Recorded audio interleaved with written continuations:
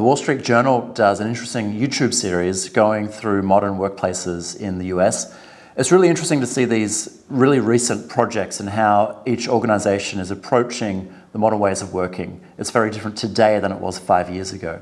This one we're going to look at today is Google's new office in New York City, and let's have a look and comment along the way. Google's newest office is actually almost 100 years old. It was built inside and on top of an old rail terminal. But step inside this 1 million plus square foot space and you'll see Google's latest thinking on the workplace, which is flexible and changeable. No one's gonna get mad at me. I can have the desk however I want. That's right. I mean, there's a lot packed in that intro already. 1 million square feet, I can't even get my head around, but there's a lot of volume in this space as well.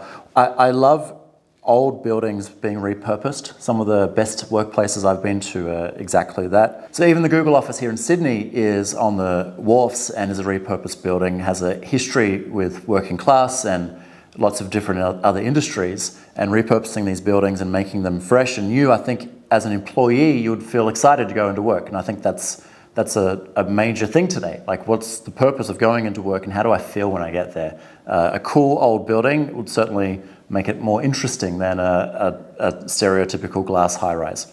It should be about solving for tomorrow, things that we can't even anticipate. Google's St. John's Terminal was designed for, well, working mostly. That means, unlike its Silicon Valley office, there aren't any tables for this. No ping pong in this? I mean, I brought my own paddles. We took a tour with the project's leads to get a closer look. This is a very minor point, but an interesting one. I think we're slowly breaking away from these stereotypes of software developers or people in tech that they love ping pong and they want beer and pizza nights. I mean, people in tech are upper middle class. They probably like upper middle class things, not college dorm room type experiences. So treating, tech people as adults is a great move, in my opinion.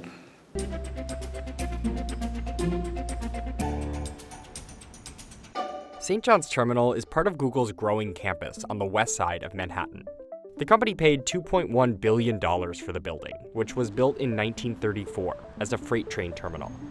Trains used to come from upstate and bring food, provisions. It would come into the building in the rail beds. Rail beds that you can see here, where the Google logo now sits. The tracks stretched up to what is now the High Line, a public park on the west side of Manhattan. This is the one place in all of New York where I really wanted to remove a portion of a building. The St. John's Terminal spanned over West Houston Street and made this dark tunnel. So the very first thought was to cut through the building, expose West Houston to the sky, and connect our neighborhood to our waterfront. Then, to transform this into a workspace, Cook Fox added 9 floors on top of the existing rail terminal. In a city of skyscrapers, we wanted to develop a ground scraper. So this building is longer than it is tall, even at 12 stories. This building is way longer than it is tall, yes. That's an interesting point in Manhattan. It's not very many places where you could do that because of the density of the city. So finding a location like this was important, and the ability to match the profile of this long existing building and build on top of that. Very rare that you could do that so close to Midtown New York on the Hudson River. When St. John's Terminal was built, it had some of the largest floors in the city. At more than 100,000 square feet per floor, the terminal could hold 227 train cars altogether. The space that we're standing in is actually larger than the hall inside Grand Central Terminal, to give you some perspective. This space. The footprint of this space, yes. What is it about the building that makes it suitable for a Google? The large floor plates allow for a very flexible workplace. The heavy floor loading, the tall ceilings, the big windows, bringing natural light in. All of those things lend towards an excellent workplace of the future. One of the biggest differences in this office and Google's other US locations is who works here. The building was built around the needs of our global business organization. These are business professionals. So not engineers. Not engineers. Okay. So what do these teams need? lots of places to meet their clients. The way that the furniture was selected was to encourage a more comfortable and relaxed posture. And then surrounding it, all of the components that you see, they're all just reinforcing this notion that everything is lightweight enough for you to take it in your own hands, pretty much. I think it just lowers the temperature and the sense of intensity that often comes with business interactions. You can immediately grab a coffee and have your meeting. This is one of the most important points, is that this building in New York is not designed for the engineers at Google, which might be your first assumption when you hear it's a Google office, but it's more the business professionals, the sales teams, the marketing teams, the people working on business development and strategy. They have different space needs. They're more knowledge workers than productivity workers. They need different types of spaces for different things they do, different personas that they have within those organizations, and to meet people, so different ways of meeting people. So designing for personas is extremely important, and it's very rare and very interesting that you could have a whole building for one type of arm of your business. There's no engineers here, it's only the business side of the business, where there could be upsides and downsides to that. You know, like I love working side by side with engineers and designers and product people, so we don't have that isolation as a small business. But as you grow, there could be benefits here. The economies of scale perhaps play into this. But an interesting point, this is purely for the business professionals. For meetings that require more than coffee, Google built Share, a full-service restaurant for Googlers and their clients. Is it as hard to get a reservation here as it is, in Soho? It's a little easier Okay. here. Of course, there are spaces with actual desks and meeting rooms for Googlers. Here, those spaces are called neighborhoods, and each team has one of their own. And that team decides how they want to configure the neighborhood, the mix of fixed desks versus more informal workspaces, communal tables, those sorts of things. So it would be possible for me to move a desk. Do you want to move a desk? I want to Let's move a move a desk. desk. Let's move a desk. That corner. And then we can just gonna rotate it that way, yeah. All right. I can have the desk however I want. That's right. The idea of working in neighborhoods is nothing new. Most of our clients work in neighborhoods, and it allows you to have your own dedicated meeting rooms that you can sometimes have overflow with other neighborhoods and other areas of the building. What is interesting here is the ability to move the furniture, so truly flexible. So not just hot desking. When you say flexible working, it's the ability to rearrange the layout. They could take it further. I mean, that was just that didn't seem that easy to move that particular desk. We could look at ways of making all of this more modular and have a whole range of modular components here. But let's see how far they take this in making their neighborhoods flexible. Each neighborhood has its own dedicated meeting rooms, so Googlers don't have to fight for the rest of the building to book a space for a team meeting. And that's where the real modularity comes in. They could say, our team that's working together, we're closer to units of 4 versus a unit of 8. So we'd like to have 2 meeting rooms instead of 1. So this space could be 2 meeting rooms instead of 1? Absolutely. Google's R&D team, Gensler, and the modular interior wall company Dirt developed a custom demountable room system. So teams working on the main workspace floors can adjust their room size based on their needs, from an 8-person meeting room to a pair of 4-person team rooms to a pair of 2-person shared offices. So this is the really cool part. We've seen joining rooms in most projects, joining a small meeting room together to make a larger meeting room. But this is much more modular than that. There's any combination. You could have 2 people in one space and 6 in the other. You could have evenly split, or you could have these as private offices, whatever that neighborhood needs at the time. I can't imagine it being easy to implement a scheduling and booking system in this scenario.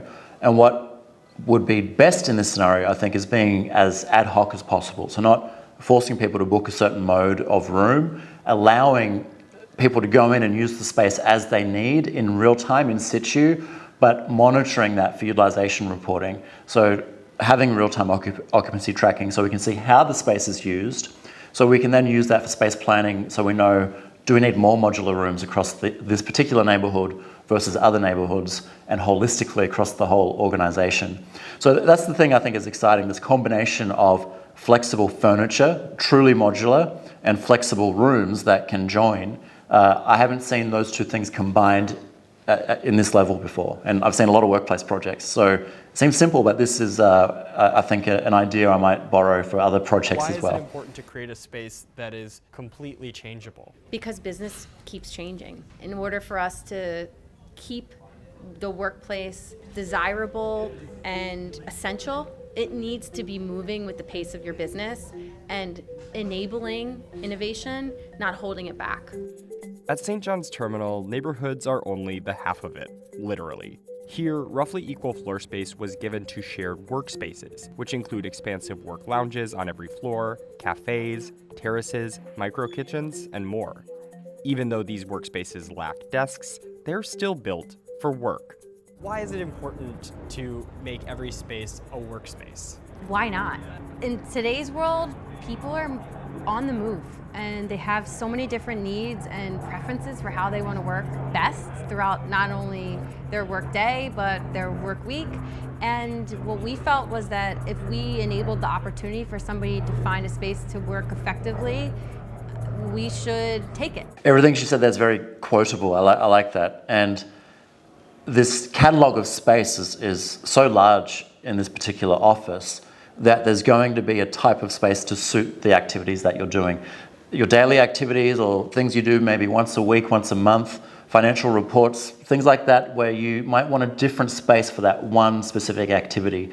That seems to be how I work, and I'm looking at this being like, oh, that isolated garden space where no one can find me, I can do my financial reports up there and just get it done and focus on that.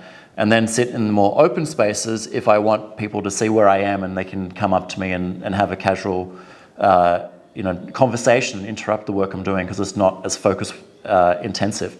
So I love that there's a huge catalog of space here, and they've just opened it up so you can choose the space you work in. One of the key points they made was that 50% of the floor space is for these collaboration spaces or different lounge type spaces where you can sit and work, and the other 50% are the neighborhoods. So you can choose to work with your team or go somewhere else and work across teams or just in isolation where nobody can find you. A lot of these spaces are designed to feel like libraries or coffee shops.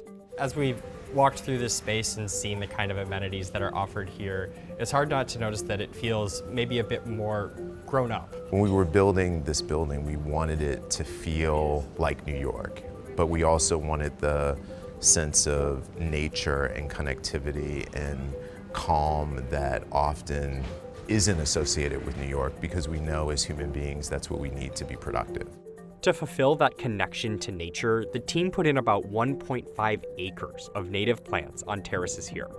When we were there, we saw a garage door kind of open up and welcome employees to the outdoor space on the top levels. So sometimes this idea of biophilic design and connection to nature is very nuanced and subtle, and sometimes we like to be quite literal. So the garage doors on the north and south that could literally open up and connect you indoors and outdoors with nothing separating you. That was part of the design from day one.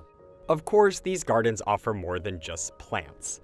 Even though St. John's Terminal is 12 floors, the open space around it allows clear views in all directions. It's hard not to notice your place in the city. There are so many options for office buildings in this city, and we looked at so many before zeroing in on this particular building. It's incredibly special in the real estate footprint of the overall city. I love how much the city is considered and how much the city inspires this particular space. I mean, all the way back from the High Line being an inspirational project for many cities around the world. This is almost an extension of the High Line physically. They mentioned earlier on in this video, it essentially connects to the High Line. And if you keep going down the High Line in New York, you end up at the other Google campus. So you could potentially walk all the way to the other campus.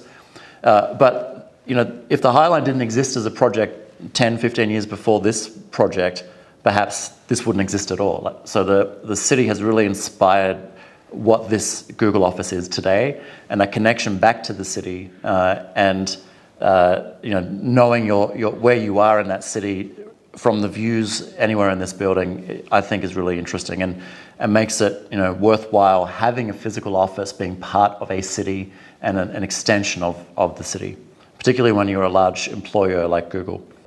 One of the most important things is how this building is of New York. And many people have a bias thinking about tech companies from the West Coast having an introverted quality to them. And I believe St. John's Terminal is fundamentally different in that it's absolutely integrated and part of a neighborhood.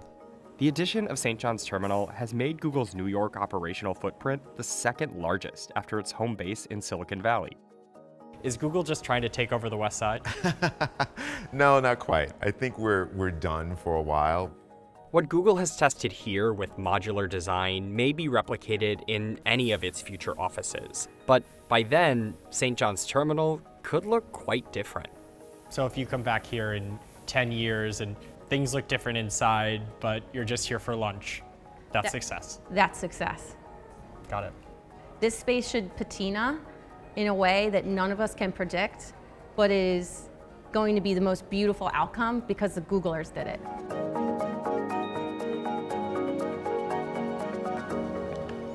Cool.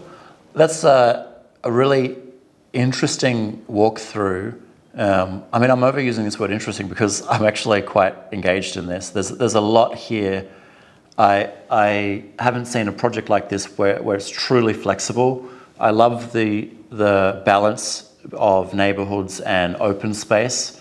It's very aggressively balanced. Usually it's more on the neighborhoods, less on the open space or collaborative space or the areas that anyone can use, the communal space.